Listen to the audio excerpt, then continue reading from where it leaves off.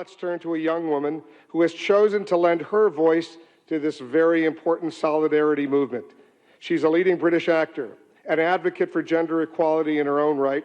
She's been involved with the promotion of girls' education for several years. As part of her humanitarian efforts, she's visited Bangladesh, Zambia, recently returned, as we just heard, from Uruguay on her first mission with UN Women. Ladies and gentlemen, please join me in welcoming to this stage our co-host and the UN Women's Global Goodwill Ambassador, Emma Watson.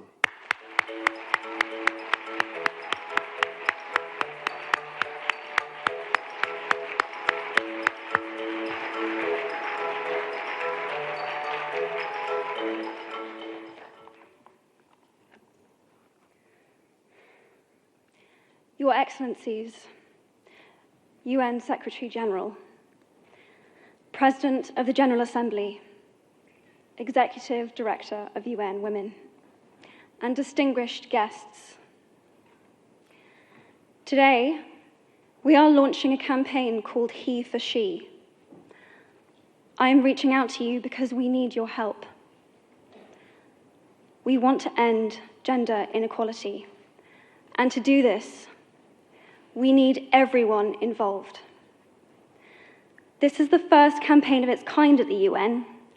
We want to try and galvanize as many men and boys as possible to be advocates for change. And we don't just want to talk about it. We want to try and make sure that it's tangible. I was appointed as Goodwill Ambassador for UN Women 6 months ago.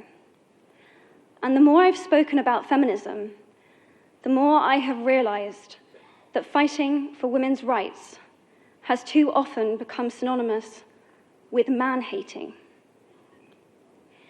If there is one thing I know for certain, it is that this has to stop. For the record, feminism, by definition, is the belief that men and women should have equal rights and opportunities. It is the theory of the political, economic, and social equality of the sexes. I started questioning gender-based assumptions a long time ago.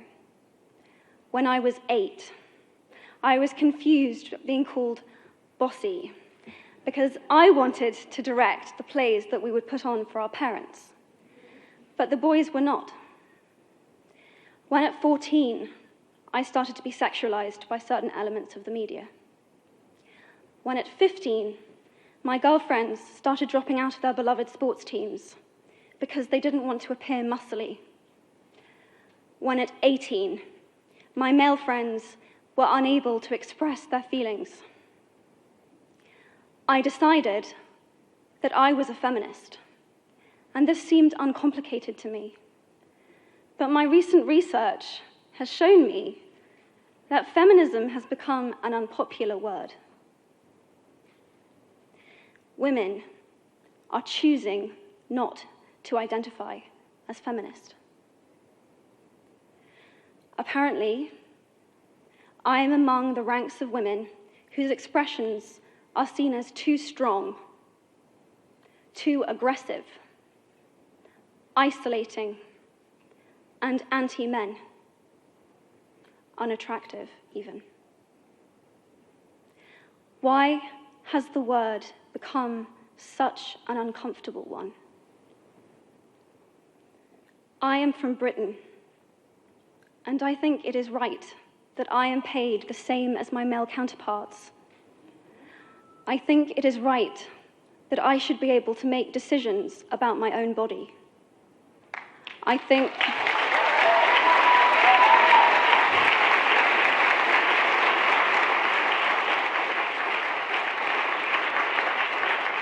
think it is right that women be involved on my behalf in the policies and the decisions that will affect my life.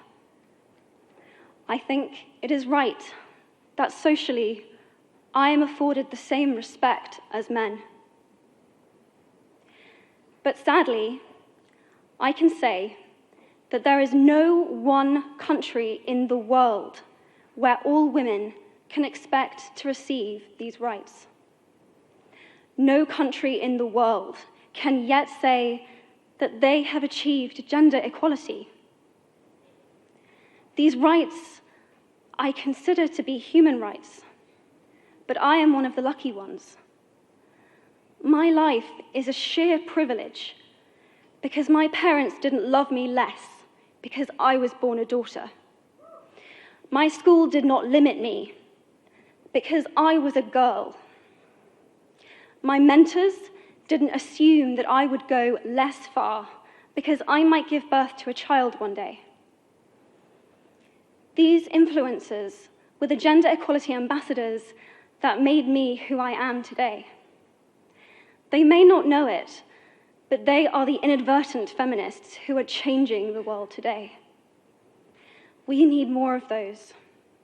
And if you still hate the word, it is not the word that is important. It's the idea and the ambition behind it. Because not all women have received the same rights that I have. In fact, statistically, very few have been.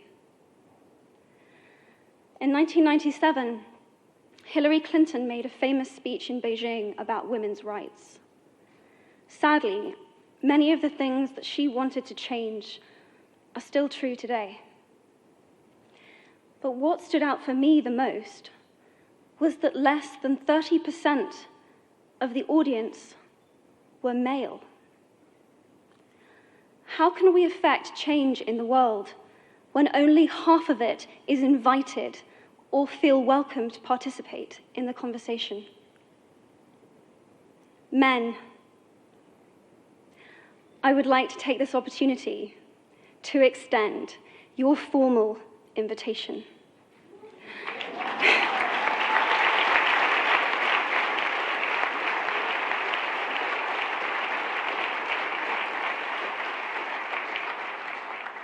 Gender equality is your issue too. Because to date, I've seen my father's role as a parent being valued less by society, despite my needing his presence as a child as much as my mother's. I've seen young men suffering from mental illness, unable to ask for help, for fear it would make them less of a man, or less of a man.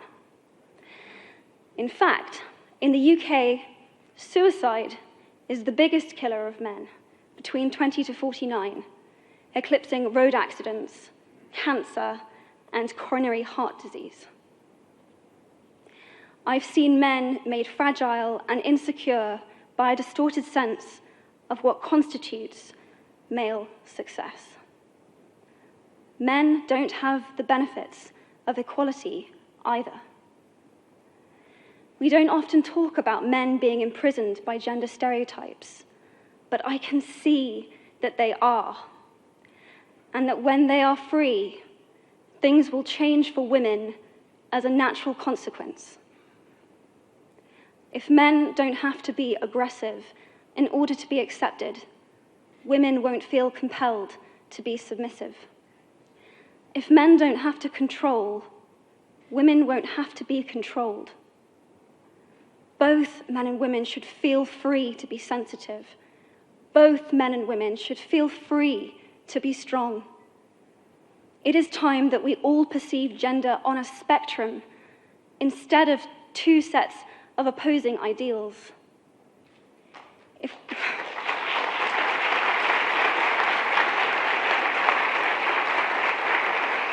If we stop defining each other by what we are not and start defining ourselves by who we are, we can all be freer.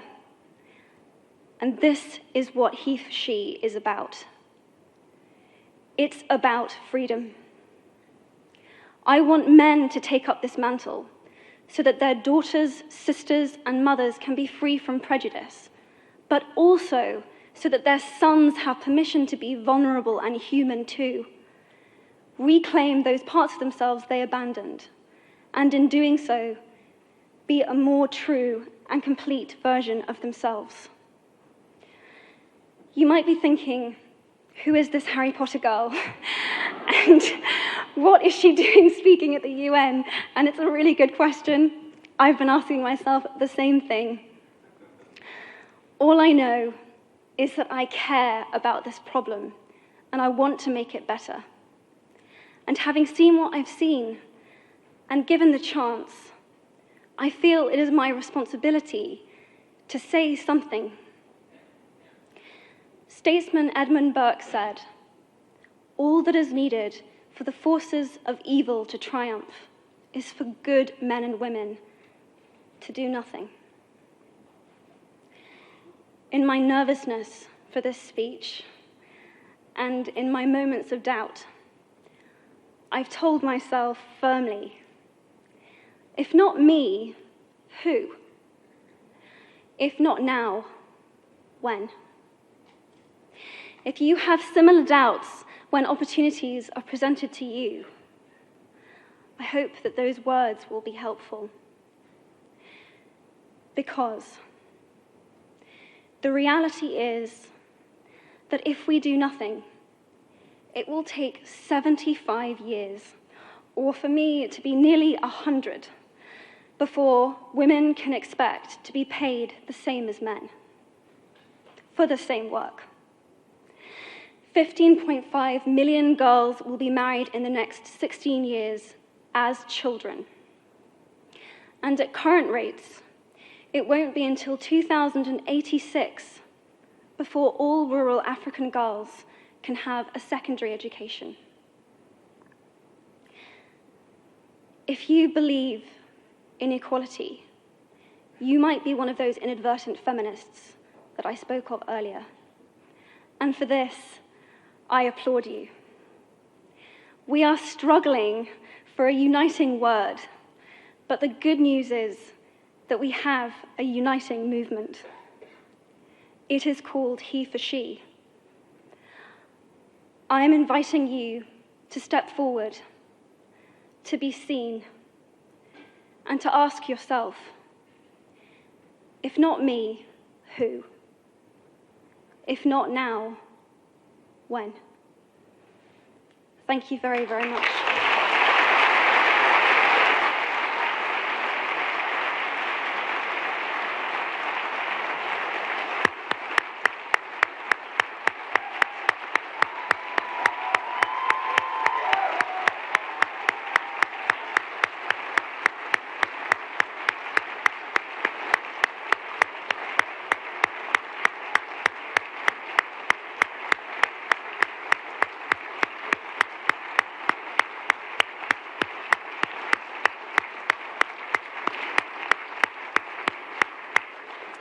What a beautiful, beautiful speech. What a beautiful thought.